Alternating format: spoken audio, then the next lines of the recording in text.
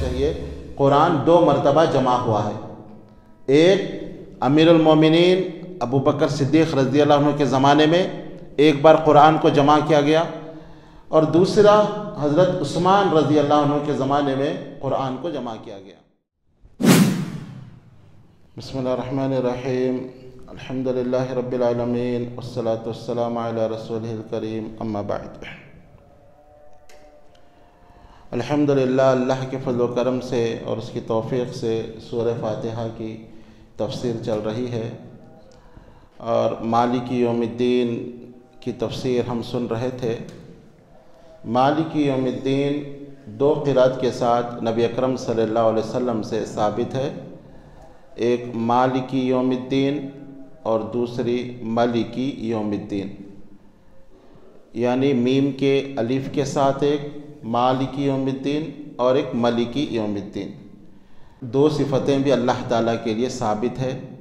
مالک یہ ملک سے ہے اور ملک یہ ملک سے ہے، یعنی اللہ تعالیٰ ایسا مالک ہے کہ وہ مالک بھی ہے اور اس کی بادشاہت بھی ہے، اس کا حکم چلتا ہے۔ تو مالک اور ملک یہ 2 صفتیں بھی قرآن و حدیث سے ثابت ہے، جیسے اللہ تعالیٰ نے فرمایا قل اللہم مالک الملک، آپ کہہ دیجئے وہ اللہ وہ مالک ہے، وہ مالک الملک ہے۔ اور سورہ ناس میں اللہ نے کہا قل اعوذ برب الناس ملک الناس، تو یہاں ملک کے معنی بادشاہ، مالک کے معنی ملکیت ہے اس کی، وہ بادشاہ بھی ہے اور اس کا آرڈر چلتا ہے۔ اسی طرح سورہ ملک میں بھی فرمایا تبارک الذی بیدہ الملک، بابرکت ہے وہ ذات جس کے ہاتھ میں ہر قسم کی بادشاہت ہے۔ تو یہ اللہ تعالیٰ کی صفت ہے کہ وہ مالک بھی ہے اور اس کی ملکیت بھی ہے اور اس کی بادشاہت بھی چلتی ہے۔ دنیا کے بادشاہوں کی طرح نہیں، جیسے ہمارے صدر ہیں، وہ صدر تو ہیں لیکن ان کا حکم نہیں چلتا، لیکن اللہ ایسا مالک ہے کہ اس کا حکم اور اس کا آرڈر چلتا ہے۔ تو قرآن 7 قرات پہ نازل ہوا ہے، آپ ملک بھی پڑھ سکتے ہیں اور مالک بھی پڑھ سکتے ہیں، لیکن یہاں یہ بات ذہن میں رکھیں کہ اس میں اختلاف نہیں ہونا چاہیے۔ بعض وقت اگر کسی کو معلوم نہ ہو تو لوگ سمجھتے ہیں کہ غلط پڑھ رہے ہیں، جیسا کہ بخاری کی ایک روایت ہے کہ عمر رضی اللہ عنہ نے ایک آدمی کو سورہ فرقان کی تلاوت کرتے ہوئے سنا، تو وہ ناراض ہو گیا اور اس کو پکڑ لیا اور کہا کہ تم قرآن غلط پڑھتے ہو، اللہ کے نبی نے تو ہم کو الگ طریقے سے سورہ فرقان الگ لہجے میں سنایا تھا۔ وہ پکڑ کر نبی صلی اللہ علیہ وسلم کے پاس لائے اور کہا کہ اللہ کے نبی یہ سورہ فرقان کو صحیح نہیں پڑھ رہے ہیں۔ تو اللہ کے نبی نے ان سے کہا کہ تم سورہ فرقان پڑھو۔ انہوں نے سورہ فرقان کو پڑھا تو آپ صلی اللہ علیہ وسلم نے فرمایا ھٰکذا انزلت، اسی طرح یہ نازل ہوا ہے۔ پھر آپ صلی اللہ علیہ وسلم نے عمر رضی اللہ عنہ سے کہا کہ تم سورہ فرقان پڑھو۔ انہوں نے پڑھا تو آپ صلی اللہ علیہ وسلم نے فرمایا کہ اسی طرح یہ نازل ہوا ہے، اور آپ صلی اللہ علیہ وسلم نے کہا کہ قرآن 7 لہجے میں نازل ہوا ہے۔ آدمی کسی بھی لہجے میں قرآن کو پڑھ سکتا ہے، لیکن اس وقت پڑھے جب لوگوں کو پتہ ہو کہ یہ لہجہ ہے، ورنہ لوگ یہ سمجھیں گے کہ تو غلط قرآن پڑھ رہے ہیں۔ جیسے اس زمانے میں بھی ہوا تھا، حذیفہ بن یمان رضی اللہ عنہ نے جب دیکھا عثمان رضی اللہ عنہ کے زمانے میں اسلام دور دور تک پھیل چکا ہے، آذربائیجان اور اس طرح کے علاقوں میں، تو وہاں لوگوں کو آپس میں اختلاف کرتے ہوئے دیکھا، کوئی ایک لہجے پہ قرآن پڑھ رہا ہے، کوئی ایک لہجے پہ قرآن پڑھ رہا ہے، اور آپس میں اختلاف کر رہے ہیں، لڑ رہے ہیں۔ تو حذیفہ بن یمان رضی اللہ عنہ مدینہ آتے ہیں اور عثمان رضی اللہ عنہ سے کہتے ہیں کہ اے امیر المومنین، آپ اس امت کو متحد کیجئے اس سے پہلے کہ اختلاف کر بیٹھیں، قرآن کے بارے میں کہیں اختلاف میں نہ پڑ جائیں، آپ ان کو متحد کیجئے۔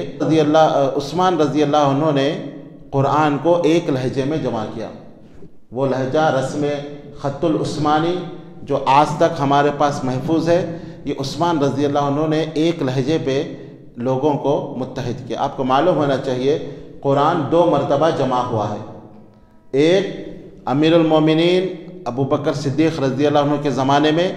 ایک بار قرآن کو جمع کیا گیا، اور دوسرا حضرت عثمان رضی اللہ عنہ کے زمانے میں قرآن کو جمع کیا گیا۔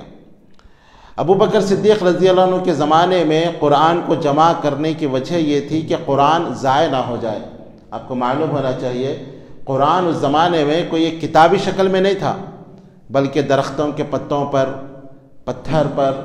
جو جہاں سمجھ میں آتا وہ قرآن کو لکھ لیا کرتا تھا۔ قرآن مختلف جگہوں پر تھا، لوگوں کے سینوں میں محفوظ تھا، کوئی کتابی شکل یا ایک جگہ قرآن موجود نہیں تھا۔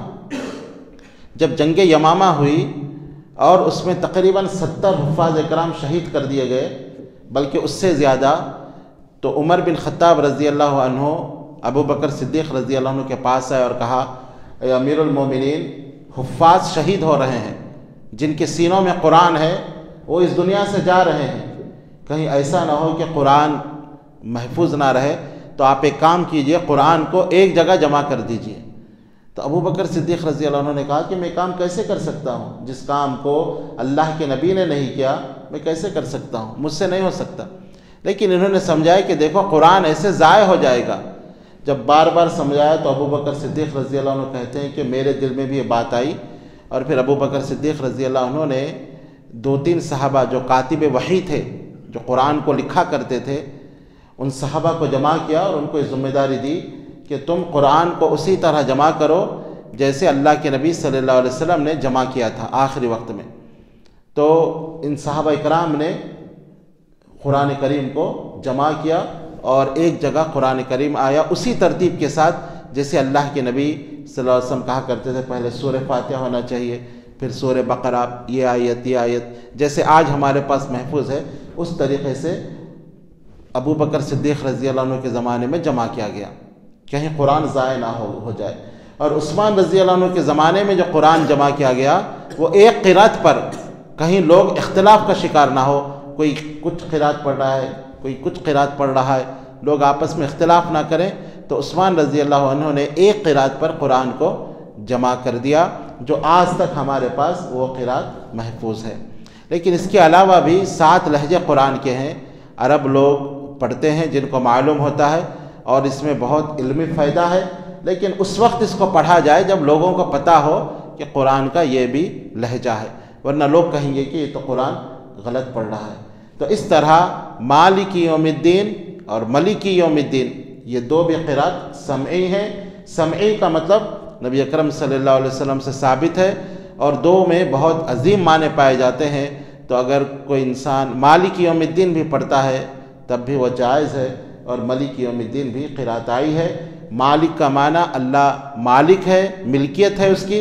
اور ملک کا معنی اللہ بادشاہ ہے قیامت کے دن کا، اور یہ 2 صفتیں بھی اللہ کے لیے ثابت ہے۔ اللہ تعالیٰ سے دعا ہے کہ صحیح معنوں میں قرآن کو سمجھنے کی ہمیں توفیق عطا فرمائے، آمین یا رب العالمین، وآخر دعوانا الحمد